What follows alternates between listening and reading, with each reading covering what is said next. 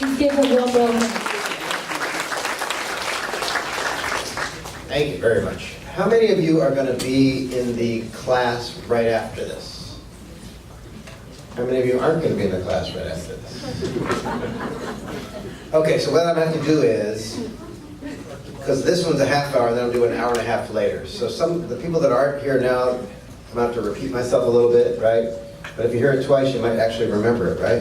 Does that make sense? Yes. Okay, so I'm going to talk for a half hour and then kick everybody out. Some of you are going to try to hang out, thinking you can sneak in. No. In a half hour, everybody leaves. And then you can come back if you're registered. All right? Yes. You ready? Yes. So I'm going to give you guys the 30-minute version as opposed to the hour and a half version of what's important.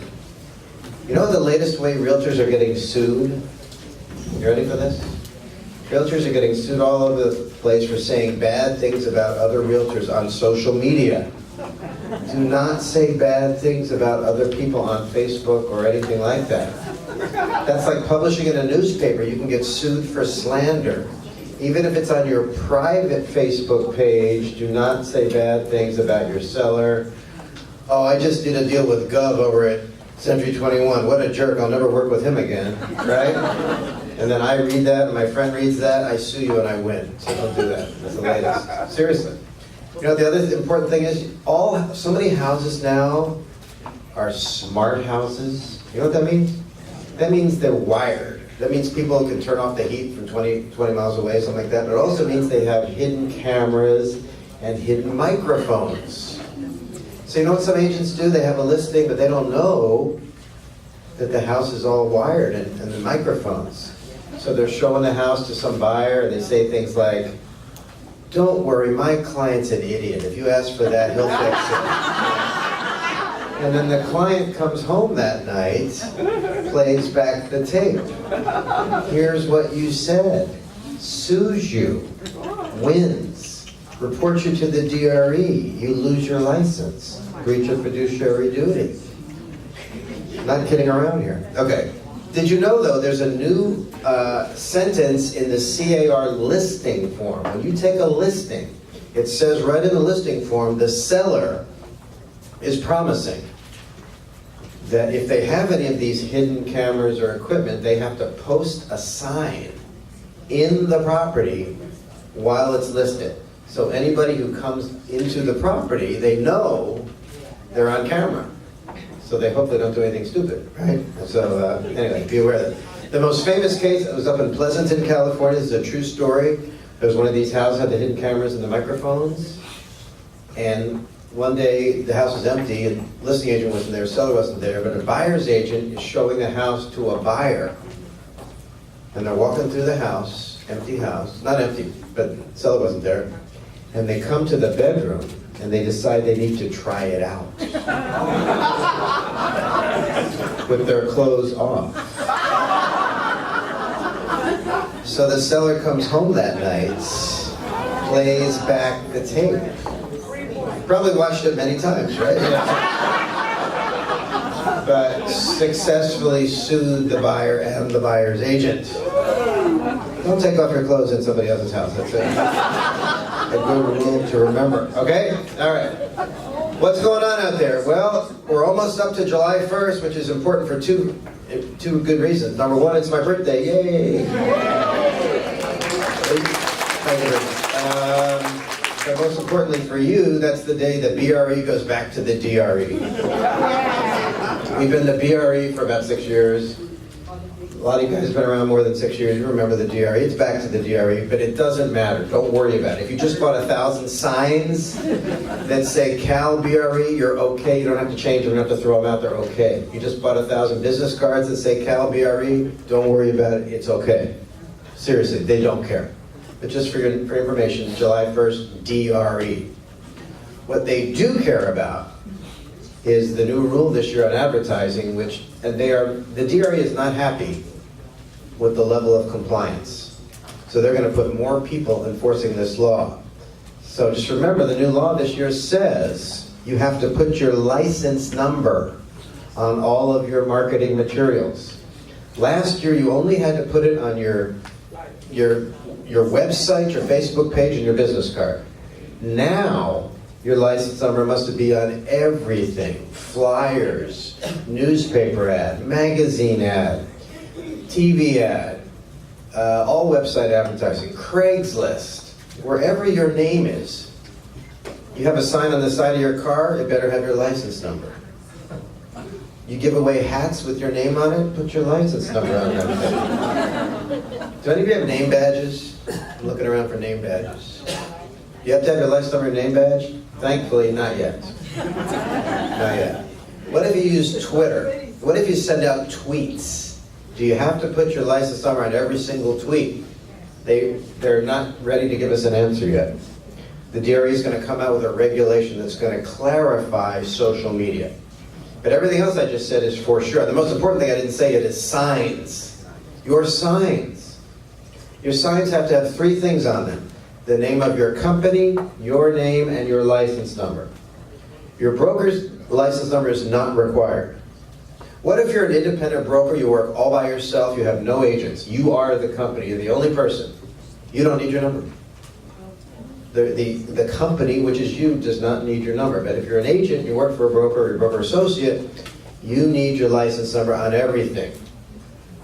Open house signs is the one exception. You don't need to put anything on an open house sign. You can still have an open house sign that just says open house. But here's what a lot of realtors do. They got their generic open house sign, and then they decide to put their name on it. Well, once you add your name, you got to add the other stuff too, the license number and the broker's name. So it's all or nothing on an open house sign. It can be completely generic, open house, but if you add anything to it, you got to have all 3 things. That's the number one thing realtors have been getting in trouble is open house signs. You know how they get in trouble? Because other realtors turn them in. Are there any realtors out there you don't like? Go look at their stuff. If it's a violation, turn them in. And you know what the DRE is going to say? Thanks for the tip. Then ask them, can I have a percentage of the fine that they're going to pay? They're going to say no. But anyway, I know many realtors have already been fined $200 for these violations. They're actually going to increase staff just to police this because they're not happy with the level of compliance. By the way, how big does a license number have to be? It can't be the smallest thing. But if there's something else small, it can be that small. So if your sign says your name, company name, license number, it would have to be as big as everything else. But if you put on the bottom of the sign, have a nice day, really small, your license number could be that small. See what I'm saying? I'm not kidding. How big does the company name have to be compared to your name? Can your name be bigger than the company name? Yes, unless your broker doesn't want that. But the DRE doesn't care. But remember, if you market as a team, did you know 20% of realtors now are part of a team? Let's say I'm the Hutchinson team at Culver City Realty. If you advertise, take a listing listed by the Hutchinson team, then you have to put, the team name can be no bigger than the company name, okay? Team name no bigger than company name, and you have to put the real name of at least one team member and the license number of that person, okay? You with me on that? Second thing, broker associates. Any of you broker associates, you're a broker but you work for another broker? Be honest. There's nothing to be ashamed of. Have you all registered with the DRE? There's a new registration requirement. Broker associates must register on Form 215. You have to download the form and submit it as a hard copy. Form 215 or register as a broker associate. In other words, broker associates have to tell the DRE where you work. Last year you didn't have to tell them where you worked. This year you do. Okay? All right, what else is going on? Rental properties. All of a sudden, it's so much more complicated to be a landlord. Have you noticed? You know there are 5 things this year you have to worry about that you didn't have to worry about last year? Number 1, bed bugs. Do you know that a lot of property managers haven't given the bed bug form to their tenants yet? And you know there's a property manager in LA that got fined like $50,000 for not giving the bed bug form to all of his tenants. He had a lot of tenants. Please, landlord, give the bed bug form to all of your tenants. Whether they have bed bugs or not. You're just giving them the form, tell them about bed bugs. All right? Number 2, July 1st, my birthday, another thing is happening. Starting July 1st, if you have a new tenant, you must disclose to the new tenant if the property is in a flood zone.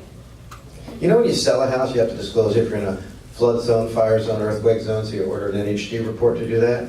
Starting July 1st for your new tenants, you must tell them if they're in one of the flood zones. Not earthquake or fire, but flood zones.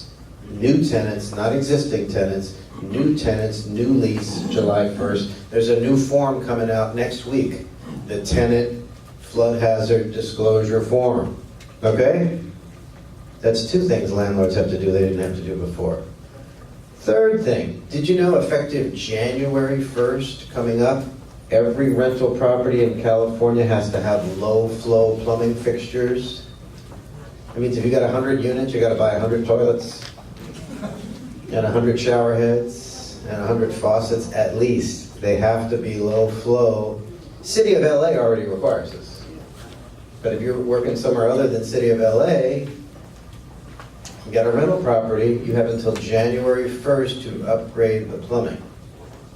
Now, I'm not sure how this is going to be enforced so much. I don't know if they're going to make random inspections, but you know how tenants are, right? What are they going to do? They're going to turn you in. Your own tenant is going to turn you in because they want to get some leverage against you or something like that. So landlords, you got till January 1st. So bed bugs is now. Tenant flood hazard is new tenants July 1st. Upgrading your plumbing fixtures is all rental properties next January 1st. Okay? There's three things there. What else? Marijuana. It's legal. Yay. Just kidding. Even though it's legal, though, you know, landlords don't have to allow it. Even if it's medical marijuana. You can say to the tenant, I don't care about your medical marijuana. No marijuana in my property. They say, yeah, it's legal.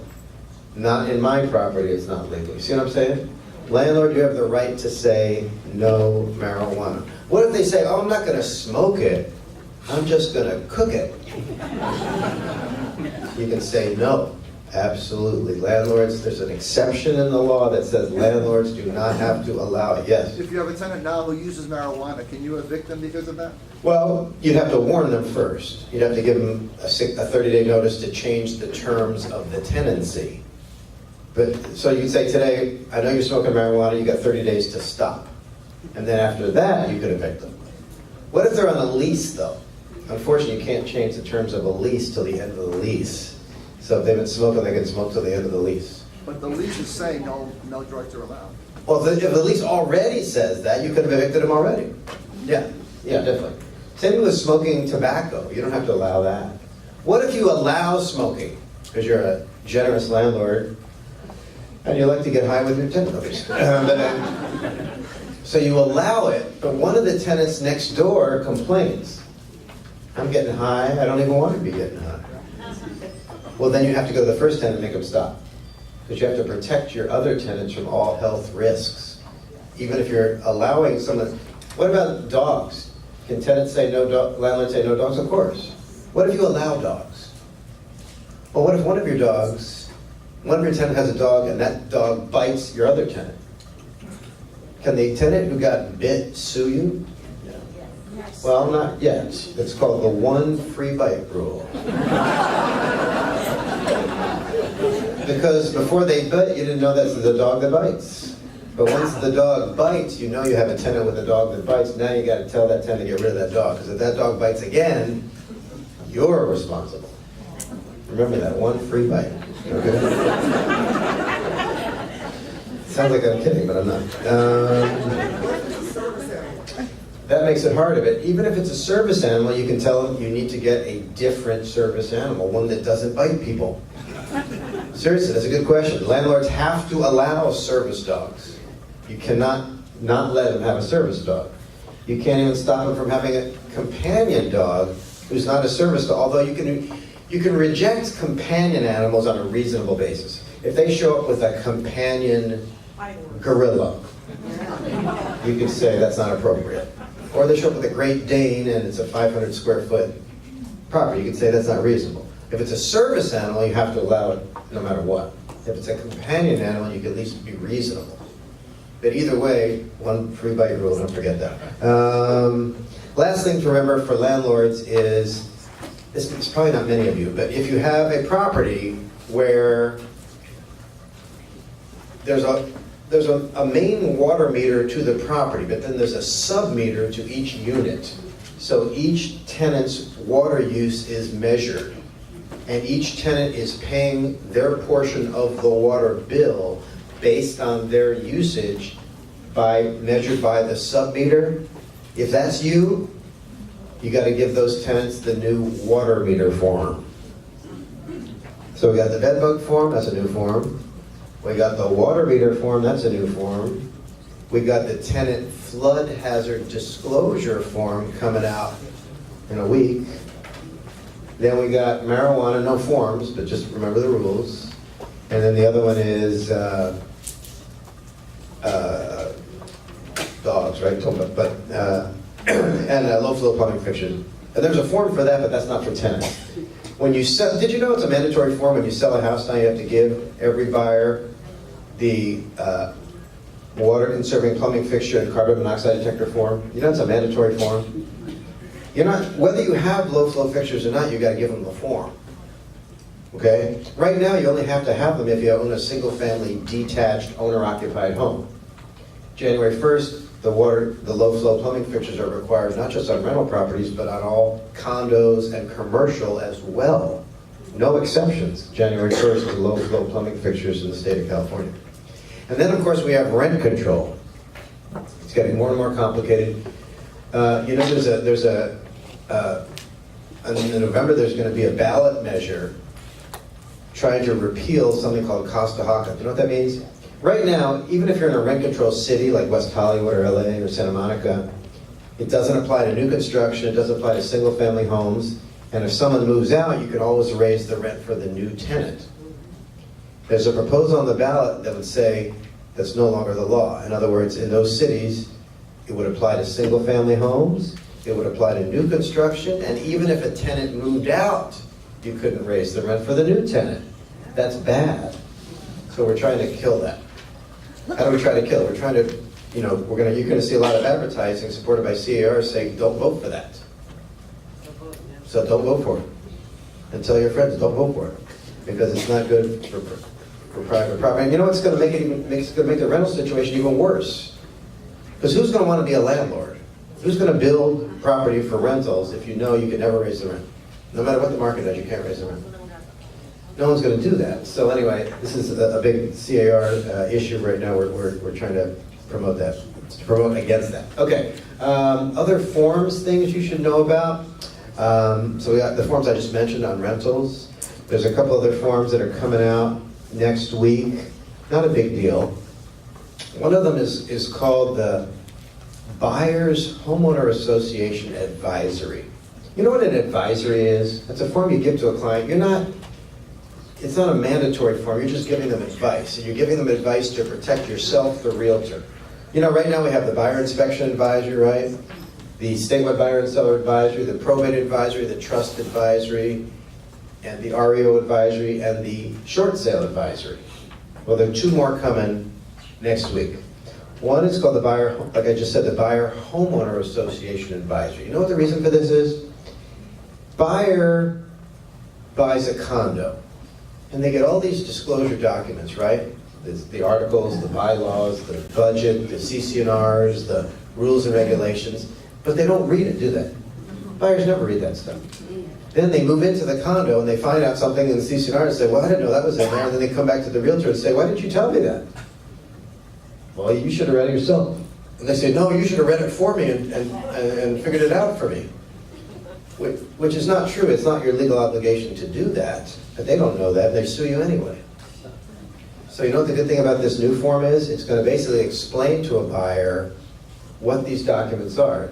Because the average person doesn't know the difference between CC&Rs and bylaws and rules and articles and reserve study and budget. So it's going to explain what's in there, and it's going to tell the buyer, you really should read this stuff, and don't remove your contingency until you've actually read it. So that's going to protect the realtor. The other new advisory that's coming out next week is called the Disclosure Information Advisory. Do you know when you sell a house, the seller has to fill out a transfer disclosure statement, right? And also a seller property questionnaire, right? Do you think your sellers know the difference between those two forms? No. Do you know the difference between those two forms? I mean, it's... And then, if you're exempt from that because it's an REO, probate, bankruptcy, new house, or sale by a trust, there's a different form you have to fill out called the exempt seller disclosure. Do you think your clients understand that at all? Of course not. So this form that you're going to give to all your sellers is going to explain what those three forms are, when you use them, when you don't have to use them, and how to fill them out. Once again, protects you, because they always come back to the realtor and say, my realtor didn't explain very well how to fill out that form. Or they say, my realtor filled that out for me. I don't know what she was talking about. I didn't mean, that's why we don't let you fill it out on zip form. Anyway, it's also going to tell people, answer every question. Have you noticed that sometimes when the sellers are filling out those forms, they come to a question, they say, I don't know the answer to that one, so I'm just going to skip that one and not answer it. Do you know if you don't answer the question, you're in violation of the law? You have to put an answer. And they say, I don't know the answer. Then check no. Because remember, the questions are all phrased, are you aware? I'm not aware. Then check no. Don't, because they say, well, I don't know yes or no, so I'm just going to skip it. If you skip it, you're violating the law. You're not completing the disclosure. So in other words, this is a good advisory form to explain this kind of stuff to your clients. It's good for you to read too, right? Because it's a good educational thing for you to. It also tells realtors, when you're making disclosures, try not to use adjectives. Just say, there's a stain on the ceiling. Don't say, there's a small stain on the ceiling. Don't say there's a blue-gray stain on the ceiling, because then if it's a different color, they sue you. You disclosed the wrong stain. She said it was a small stain. I think it was a big stain. And they sue you. Didn't adequately describe the stain. It's better if you don't use adjectives. There's a stain, there's a crack, there's a bump, there's discoloration. And don't say, oh yeah, there's a minor noise problem with the neighbor. Say there's a noise problem with the neighbor. There's infrequent traffic jams on the street in front of the house. Just say there are traffic jams on the, you know what I'm saying? You have to disclose neighborhood issues as well as property issues, and these forms are going to help you explain it. What else is going on? Do you know there's a new law on swimming pools? Do any of your clients have swimming pools? Do you have swimming pools? Yes. Do you know that swimming pools have to have a safety feature? You know what a safety feature is?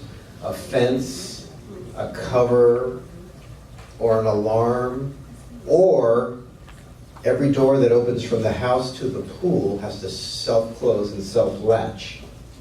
Do you know there's a new law that says home inspectors have to check for this? And they got to put it in their home inspection report. So if your pool's not in compliance, you're going to see it in the home inspection report, then the buyer's going to say, oh, you got to fix the pool. It's not a point of sale requirement, by the way. I mean, if you're in violation, you can say to the buyer, my pool's in violation, but I'm not going to fix it. It's your problem now. But that's legal. It's not a mandate that you have to fix it, but it's a mandate that the home inspector is going to call it out. You see what I'm saying? So, I got to save a lot of good stuff for the next part of this class. I'm trying to hit the stuff that those of you who aren't going to be there for the second part really need to know, okay? Remember there's a new tax law, right? You know what the most important thing you got to remember about the new tax law is? Don't give tax advice to your clients. Do you know if you give tax advice to someone as a realtor, even if you give them correct tax advice, you can get sued? It's not the question of whether you gave them the right advice. The problem is if you gave them the advice at all.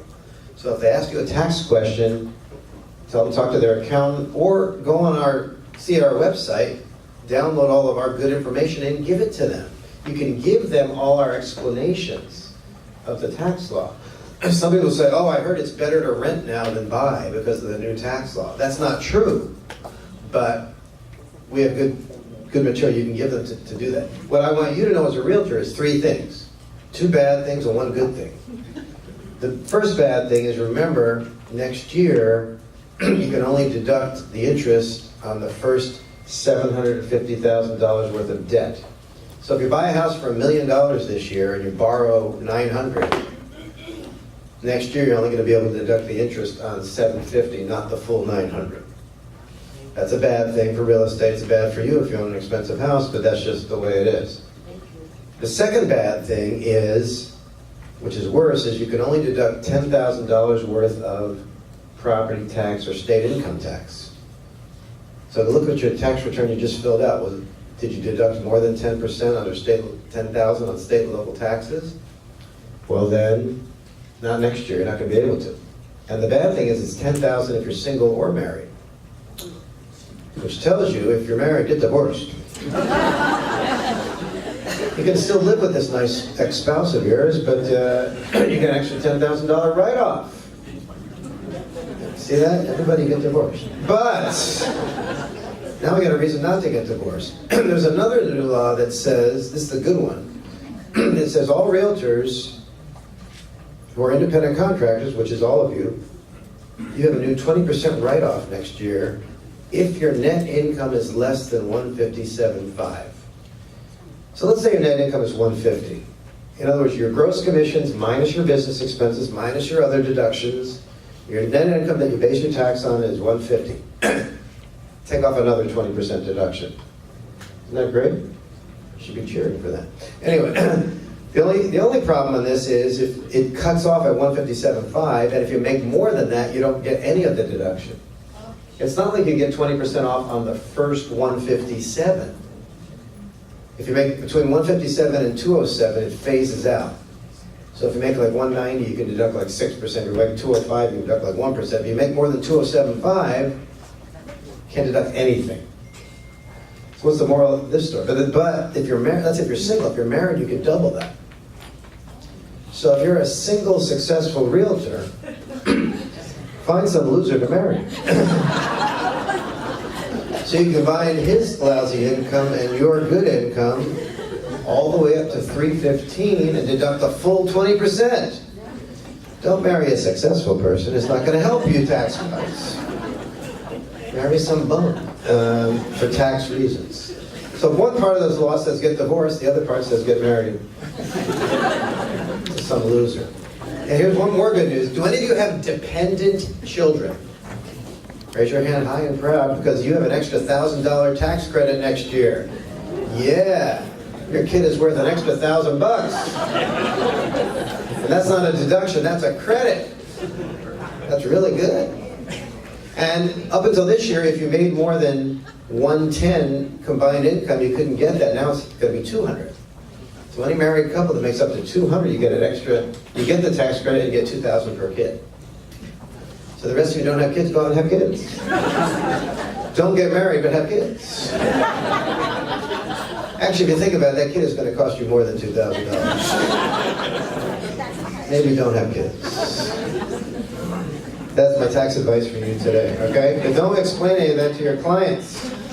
I want you to know that. I got 2 minutes, and then I'm going to kick you all out of here. I think I've hit the most important stuff. If you stay for the later part, I'm going to talk about a lot of stuff. Good stuff you're going to want to hear about, but this is stuff you can't live without, pretty much, I guess. Oh yeah, one more thing, and then I'll finish. In addition to the forms I've already talked about, the 2 advisories that are coming out, the flood hazard disclosure, the bed bug form, and the water meter form, there's 3 more forms that have come out this year already. One is called the team agreement. If any of you guys work as teams, we recommend that you use the team agreement form. Because anytime you're in a business relationship with other people, you should probably have a written contract saying what your responsibilities are, what your rights are. Number 2, we have a form called the Property Images Agreement. This is PIA. I recommend if you hire a photographer to take pictures of your listing. I saw during the pitches there were a lot of nice pictures there. I don't know if you took them or you hired someone to take them. If you hire someone to take those pictures, I recommend you make the photographer sign this form. This form basically gives you the right to use these pictures whenever and forever, any website in the world, without paying the photographer more than just the initial payment. Because there have been cases where the photographer sued the realtor, says, well, I didn't know it was going to appear on 10,000 websites. That wasn't our deal, and blah, blah, blah. So I recommend the form. And the third new form that came out this year already is called the amendment. We already have an addendum, so why do we need an amendment? The good thing about the amendment is it expires in 3 days. Let's say you're already in escrow and the buyer wants to change something, like they want an extension of time or something like that. You could use the amendment to submit as a proposal. This is what I want and this is what I'm going to give you. 3 days later, if the seller doesn't respond, the offer's gone. Whereas now, if you use an addendum to do that, the addendum has no time limit. So if you put a proposed change and you give it to the other side, here's the addendum I want you to sign. They don't sign, they just ignore you. And then a month later, they say, I just signed your addendum. You say, well, I don't want it anymore. They say, too bad, I just signed it. You see what I'm saying? It doesn't expire. So to me, I only use the addendum when I use it as an overflow form. If I don't have enough room on the offer, the counter offer, or the disclosure form, I'll put the extra stuff on the addendum. But if I'm already in escrow, but I want to try to change something that we've already agreed to, I will use this new amendment form. Tricky legal question for Yeah. you on that, Gov. Do you think that amendment would constitute some kind of repudiation of the existing agreement? It's very good question, and it's very clear that it doesn't. It's very clear that it's only addressing everything else in the contract is still there. It's still a contract. Okay, everybody, leave.